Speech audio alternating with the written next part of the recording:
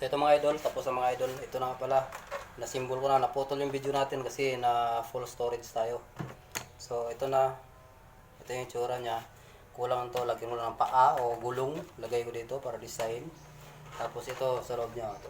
Ito, hindi kasama ito mga idol ha. Tinali ko lang yan para hindi pumasok yung wire sa loob. Ayan. Ito yung itsura niya.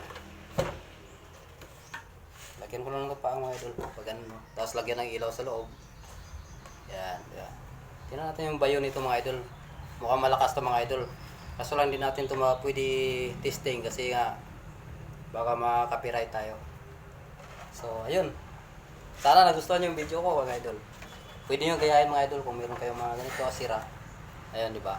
Tapos tinatawanan ako mga idol. Nahihiya ako, tinatawanan ako ng anak ko eh. Yan o. Tinatawanan ako eh. Sinabi niya siguro na babaliw na si Dada oh. Ayun mga idol.